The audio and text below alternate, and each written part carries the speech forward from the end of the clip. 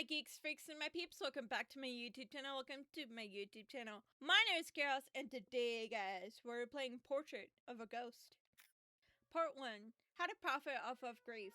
Right this way, madame. Please make yourself comfortable. But why don't we have a chat before we begin? Please tell me more about your dear husband. There though, yes, bless his poor soul. In a modest sitting room with curtains open to the afternoon sun, the widow perched like a shadow in the arms of a plush velvet seat. With her veil pulled back from her head, delicate fingers clutching the handkerchief she'd brought repeatedly to her large, sorrowful eyes, she made the perfect image. Picture perfect. Of the poor grieving soul that the gentleman seen before her so often received. I'm glad that I have empathy in the situation of a woman grieving her husband. I'm so glad I'm so nice. A poet might have described her glistening eyes as deep pools of wretched misery, or oceans that had no end. But Arthur Hope was not a poet. His only observation about the woman's face was his hope that she wouldn't burst into tears during the sitting. Arthur made his living off of grief, of course, but dealing with the grieving was rather the tiresome facet of his profession. Wow, guy. Wow, Arthur, you sound like a stand-up citizen. You must be real fun to talk to. As the widow went on about her poor deceased lover, his gentle and charitable nature, and so on, he carefully prodded her now and again about the man's general features, forming an image in his head of how best to shape his next creation. A young man with the lion's mane of bright hair, average-height, deep-set eyes. I'm sure I have a plane matching that description somewhere. It's a good thing I had that wig handy. But I'm getting ahead of myself. I have a real picture to take first. There's so many things I wish I had said to him. Oh, he told me not to worry, but I'm sure he's a wonderful man, madam. I'm so sorry once again for your loss. You know, I always tell my clients I can never guarantee when my camera might capture spirit, but today I almost feel certain that he might be in the room with us. Why don't we take a picture now and see for ourselves? Oh yes, of course. Make yourself at home. I'll be right back. Center your subject within the frame. That should leave enough space to add a spirit. We're ready to begin. Please stay still until I tell you when the exposure is complete. Yes. If you're there, my darling, please show yourself. Please. Arthur Hope hadn't always been a charlatan. Once he had been arty, a shy, painfully honest boy with angelic blue eyes and a limitless imagination. He spent every chance he could in his uncle's library, losing himself in tales of monsters and terror. They never were so frightened as the real world around him, he could say honestly. Honesty, however, would rarely turn out to help him. Honesty had not stopped his uncle's cane, nor his withering looks. It did not protect him from his schoolmates' vicious pranks, nor impress the teachers. Gray, hollowed men with thinning hair and thick spectacles at their various boarding schools had always inevitably sent him back home, and hadn't always been his fault. One had simply closed through an unfortunate scarlet fever outbreak. No, it was a liar's world, and by the time Arthur Hope had found himself behind the lens of his late uncle's sliding box camera, he'd built, well, if not a kingdom of lies, well, at least a barony. At just shy of 30, his schemes had brought him an unsteady income and the regard of a handful of influential friends, few of whom knew his background or how much he'd truly borrowed from them. Arthur's uncle had taken up photography late in his life, and having no family save for his troublesome nephew, had left the young man the aging house he'd turned into studio along with a small fortune in equipment after his death. Arthur had little interest in the profession beforehand, but even he could not resist the allure of a hold on, I'm having a second stroke case. Of a burgeoning, I know this word. My brain won't let me know how to pronounce it though. Burgeoning, the allure of a burgeoning technology that was so often like magic, capturing light through a mechanical eye, preserving an image of the world, a single moment in time, or something just the tales of mystery he grew up on. The ability to capture his own likeness was, of course, its own draw. He had a fair face, he was not shy to admit, and would like a reminder of it should he ever had the misfortune of living a long life. Carefully, he slid the placeholder in front of the camera's wooden frame. A pile of discarded glass plates and blurry album prints sat on the table beside him, the fruits of his earlier attempts. I have a good feeling about this one. Let's get you to the dark room, shall we? It was as the print formed in its early afternoon sun that Arthur Hove saw his uncle's ghost in the frame beside him. Spirit caught on camera, spirit photography. Ghost photographs. Photographer captures ghostly image. Ghost photography shocked the world. Spirit photography, the man behind the camera. It was only after a sleepless night of waiting for spirit to accost him, then ferociously rifling through his uncle's equipment, that he realized he'd made a simple and perfectly ordinary mistake. Photographic plates have to be cleaned very thoroughly to remove any imprint left behind of a previous negative. Arthur, an amateur, had not done so. Thus, a trace of one of his uncle's self-portraits remained on the glass plate he'd used for his own. But the fact the image had lined up so perfectly was nothing short of a miracle. A miracle that sparked the idea for a brand new, lucrative story in Arthur's mind. It's him! Oh, my darling, I knew you were with me all this time. Thank you, Mr. Hope, thank you. He looks so peaceful. I don't know what to say. Overwhelmed, the widow began to sob. Arthur patted her back gently. I can earn more if I make them come back for a sitting or two before I give them a spirit. God, I feel so sorry for her this time. I'm growing soft. Not at all, madame. Brings me joy to know that you have a guardian spirit watching over you, even beyond the grave. I can be at peace now. Thank you. Please take this. She handed him a sack of crisp banknotes, far from the agreed upon sum. I can't possibly, madame. I insist. Ha! Not a bad use of time after all. Portrait of girl. Late into the evening, a knock came at Arthur's door. The widow had been at its last appointment of the day, but it was all too common for unwanted visitors to arrive long after closing. Sometimes it was the press, sometimes an angry skeptic, sometimes a wretched, grieving soul who would beg for his charity. I would head for the door. Arthur crept down the staircase to the entryway of the old house and quietly approached the door. He carefully looked through the spy hole. Stood there in the rain was a girl. That don't look like a human. That looked like a dead. She didn't seem to have an umbrella or raincoat. It was a miracle she wasn't drenched thoroughly. Perhaps she arrived by carriage? But Arthur hadn't heard one approaching, and none was stopped in the street. Tap, tap, tap. Once more she rapped on his door. Arthur wondered how long she'd been standing there. He decided to. I'm very curious. Hold on, I need to sneeze. Never mind. With some hesitation, Arthur swung the door open. Can I help you, miss? In the gloom of the rain, lit with only the light coming from the hall, the young woman was surprisingly lovely. She looked about 20, with a face so fair she could have been a porcelain doll, if not for the deep brown eyes that stared with such vivid intensity from behind her dark lashes. Locks of her chestnut hair spilled from a bonnet trimmed with white ribbon and silk roses. Her gown was made of a rich green satin and fine white lace, and looked expensive, yet at least a decade out of style. The girl clearly came from money, but it seemed that she or her guardians had dated tastes. Are you the photographer? Her voice was soft but did not betray any nervousness. Her brown eyes stared right at him. Almost. Arthur felt straight through him. Well, yes. My friends call me Arthur. I don't wish to become your friend, sir. If you were indeed who you say you are, then I require your services. Making demands straight away, eh? Definitely a rich lass. Perhaps even a highborn. In that case, best hear her out. What can I do for you, miss? You're the photographer, aren't you? I need you to take my picture. I'd be happy to make an appointment with you, miss, but I can't guarantee a spirit will appear. I don't want anyone or anything else in the photograph. I just need my picture taken. A likely story. She wouldn't be the first to ask for a simple or a city, while secretly hoping for a ghost to appear. Well, I'm fully booked for quite a while, but I'd be happy to arrange a sitting. You have no one with you now, so why can't you take my picture? Miss, it's late. Lamplight makes for a poor image, and I'd have to wait until daylight to make the print in any case. Might I also emphasize how inappropriate it is for a young lady to call upon a man uninvited after dark? Please, one picture. It's all I ask. Please. I've been waiting so very long. I should... Now I'm gonna hear her out. I'm curious. Can I at least ask you why you need the photograph so badly? There's somebody I must send my picture to. Somebody who I haven't seen in a very long time, who needs to see how I look now. How I've changed. There are plenty of other studios that could accommodate you. None of them would open their doors to me. None of them are like you. There is truly nobody in this world like you, sir. Well, if there's anything I can't resist besides a large purse, it's flattery. And let's admit that it's that sweet face isn't an easy one to to refuse. Being around sobbing fools all day really has turned me soft. Fine, you've convinced me. Please step this way, miss. Edith Harper.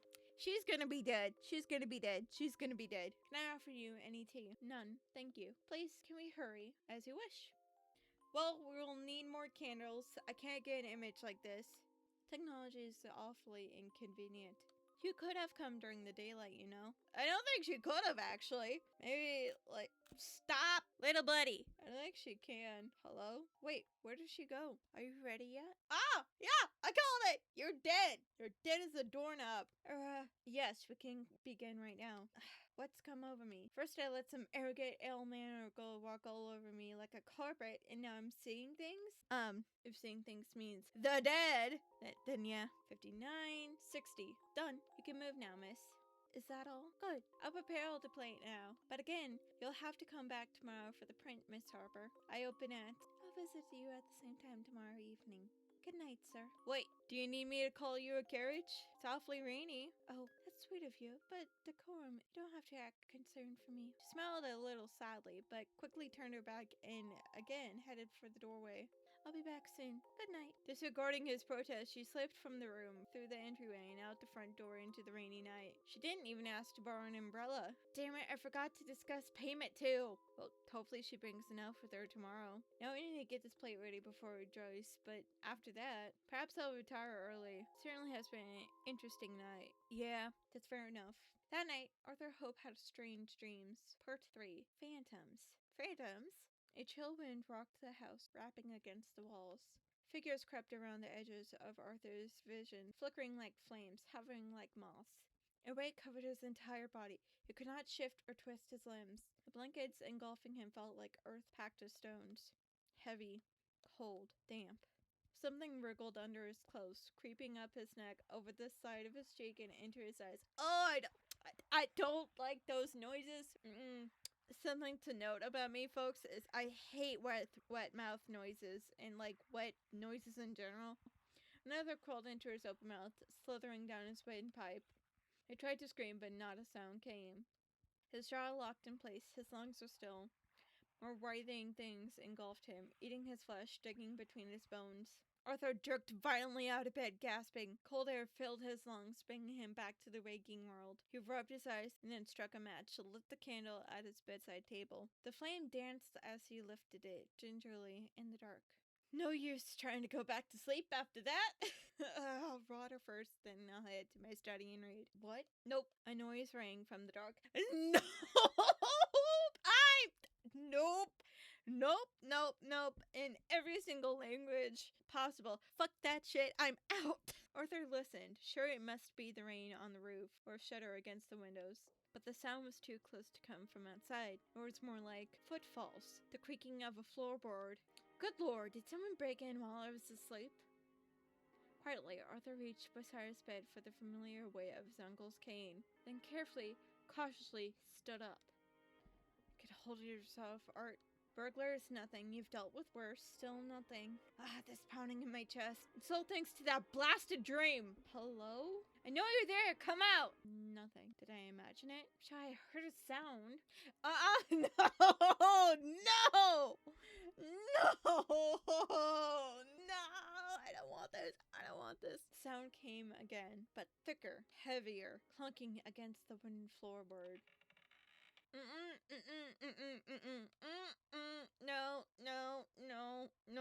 No. Arthur continued through the house, heartbeat growing faster, louder, more erratic with every step. His grip never left the hefty weight of the wooden cane. I'll teach you to never lie to me again, boy. I didn't. I swear it. Then who left it out in the rain? The book was worth more than your sorry hide. But the cane seemed to grow heavier in his hand. Then warmer, then white hot like a flame. Arthur jerked and dropped it from his hand. It landed on the floorboard with a thud. He broke his searing hand to the can of flame. It was burnt straight through the bone. Ow. I can feel that. Nope. Leaving ruined, melted flesh on his blackened skeleton. Fire engulfed his body. His skin melted from his flesh, crisping and charring. He let go of the candle, screaming. The tiny flame licked at the wood and set it alight. Everything turned into smoke and fire and dust. Arthur tried to run, to scream again. Black smoke filled his lungs. His body felt like it was buried in earth. Hot, burning earth. Nothing was left of him now but bones and ash. And then there was nothing left at all. Nothing but darkness. No, no, no, no, no, no, no, no, no, no, no, no, no, no. Then the sound of that infernal cane. Arthur's hopes remained curled up on the floor, writhing like an insect, uttering pitiful, choking cries that sputtered into rasping gasps. And there, as it lay on the floor in the corner of his eyes, blurry, barely visible, photographic negative, an after image, a phantom. Figure stood, ghostly white. Hi! Hi! Hi! Hi! Hi! Hi! Part 4. Portrait of a Ghost. Arthur Hope awoke at dawn in his bed. He lay silently, heart still racing as the faint ruby light traced his face. He breathed in, then out, slowly, until his heartbeat steadied. Then he gingerly sat up and rubbed his eyes.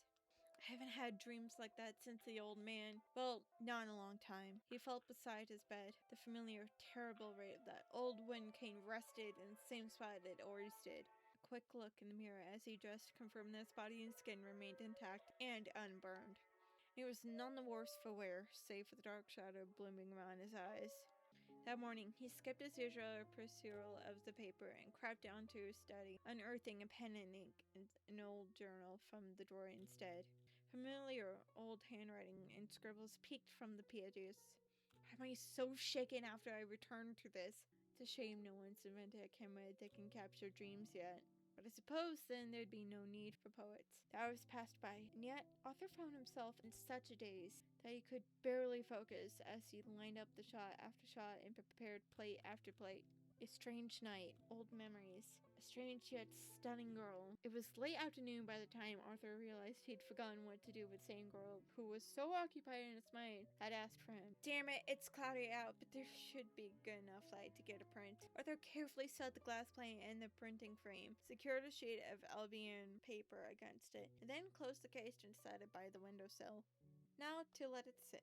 It was the last rays of the sun faded that Arthur pulled the frame into a strange face of a corpse. What in the... The negative looked fine when I put it in, so I exposed it onto the wrong plate. But none of my ghosts look like this. That girl, Edith, she must have tampered with it. But why? What does she want with me? Familiar rapping comes at the door. Arthur stared at the door with a sick feeling in his chest. I think you're about to find out. He opened the door. No, he certainly did not open that damn door. Sorry, that's very funny. I have to go with this. Purely because it's funny. Oh no. Arthur waited for the sound, the infernal sound to stop. He buried his head in his arms. I've had enough of this. Enough! Gradually, the tapping softened and slowed. Finally, it fell silent. Arthur breathed a deep sigh, and quickly got up and peeked through the spy hole. Nobody was there. No girl in green satin. Not a single soul. Arthur gritted his teeth and turned away. Why are you so upset? Hi, Edith! Gah! The girl who stood in his sitting room wore no bonnet or day dress. Dirt and soil and damp, dark stains clung to her bare feet and rotted, ruined nightgown. Her skin clung to her flesh in patches, pieces of it eaten away and rotted to the bone. Her long hair was matted in thick tangles. Her eyes were gaping hollows. Someone of your profession certainly startles easy. Miss Harper! What do you want? This isn't funny! Certainly not. I'd like my photograph, please. What kind of trick is this? I don't think this is a trick, honey. I think you messed with the damned. You're the ghost photographer, are you not? Isn't that why you agreed to take my picture? You're a ghost? You expected me to be among the living. Well, yes I did, ma'am. What you have to understand is I'm a fraud. Well, perhaps proper introductions are in order. My name is Edith Emmeline Harper. I died in an accident 11 years ago. I'll spare you the details, but in short, I found it rather upsetting that my body still hasn't been discovered. So when I heard about you, I decided to take matters into my own hands. You expect me to believe any of this? What do you believe it? I shall go cuckoo. Is this news to you? I thought you were more of the worldly type. See for yourself then. Edith reached out towards him. Arthur jerked back, but the girl did not flinch. She gently lifted a filthy hand to his face. They waited for the feeling of rotten flesh, but the girl's skin was smooth and cold. Ice cold. Far too cold and still to belong to something living. Her fingers lingered there until finally Arthur grasped her hand with his own. It felt like gripping ice. The longer he held, the more of his own skin grew cold, numb. It then prickled like something was crawling beneath it. That's enough. Fine. Fine! You're dead! So what does the ghost want with me then? I want you to send the photograph to my brother. Stupid fool thinks he ran off with some man. Me? Elope? Honestly? Tell him to look for me near the old chapel where we used to play. Why don't you tell him yourself? Why haunt me? Very few people can see or hear ghosts, Mr. Hope.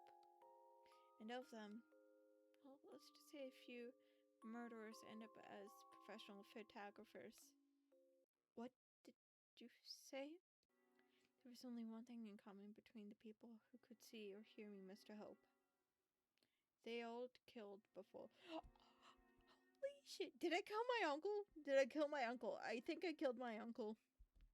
Part 5. Memento Vivere. Arthur Hope wasn't always a charlatan. Once he had been a penniless young man struggling to make an honest living, and often had to supplement his income through other means. When one day a letter arrived from his elderly uncle, did I kill him for the money? Requesting his assistance around the household due to the old man's ailing health.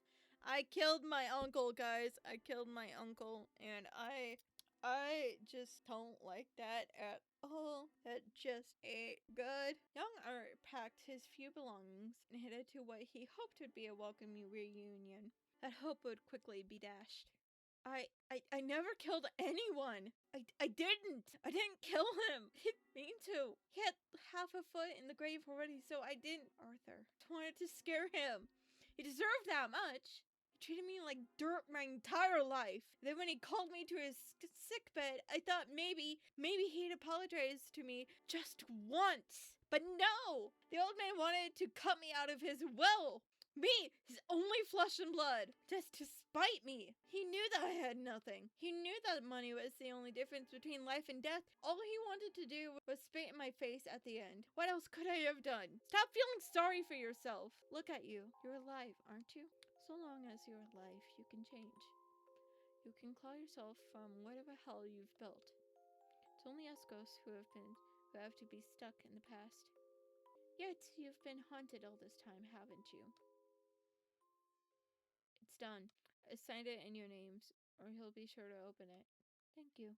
Arthur Hope carefully placed the sealed envelope into his coat and dusted himself off. Most of the things that belonged to his uncle, other had all been sold or given away. Pale daylight filtered through the curtains and onto an almost empty room. The house felt like a ghost itself. Arthur picked up his worn leather suitcase, packed with the few belongings he'd first arrived with so long ago, and checked that the envelope was still in his pocket. Then he walked down the empty hall. He stopped where he saw the familiar shape of the wooden cane resting against the wall. He briefly picked it up, feeling its weight, ran his fingers along its aged surface, and then sighed and set it down again.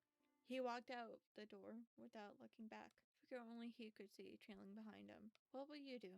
Start over, or try to. I need time to sort out all my own messes. Time away from here. It's not like I have anything tying me to this place. I do wonder, though, if ghosts exist, why didn't the old man ever haunt me? Perhaps he had no reason to stay. Ghosts aren't eternal. They fade away just like people do. Like I will too, is what it sounds like she wants to say. Arthur exited the post office and decided to walk to the harbor. The air was cool and damp. He carefully stepped over the puddles left behind from the rain, weaving between passerby. People rushing here and there without any break in their monotone lives, but at least they were alive. What will you do? Whatever I've done in the past decade, I suppose. Wander around, see sights, watch my brother and my nieces, until I get sick of the living world and then see what lies beyond. Say, can ghosts travel far from where they died? I mean, I don't know. I can't say I've ever tried. Well, would you like to? Would you like to join me? I mean, countless years without anyone to talk to is awfully dull. I thought you'd say you had enough of ghosts. Fake ghosts, metaphorical ghosts, not the real thing. Well, I suppose I'd better kept an eye on you. Who knows what trouble you'll dig yourself into? And you are far from better company than some of the serial killers I've met.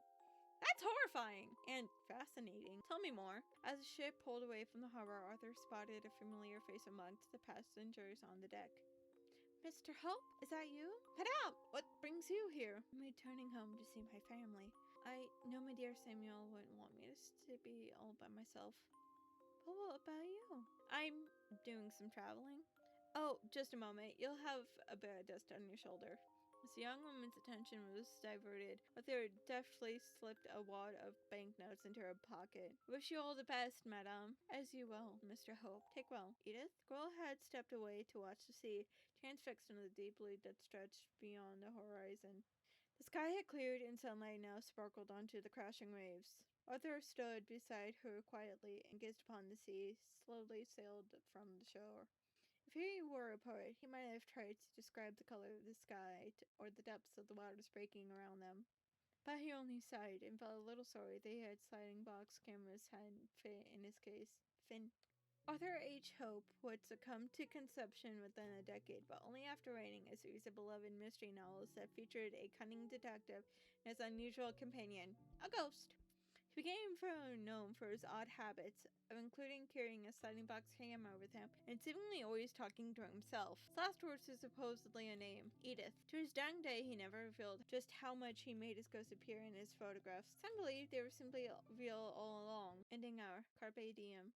Oh, that was so good. That was a really good game. Oh my gosh. I love the art style. I love the art style. I love the story. Arthur, you dickhead. I'm glad that you said, hey, maybe don't. And he was like, you want to travel? And she said, yeah, why not? I enjoyed that a lot, guys. I hope that you also enjoyed this. I hope that wherever you lie on this beautiful spectrum that we call life, I hope that you're happy and that you're healthy. Stay safe, and remember, I love you. Bye!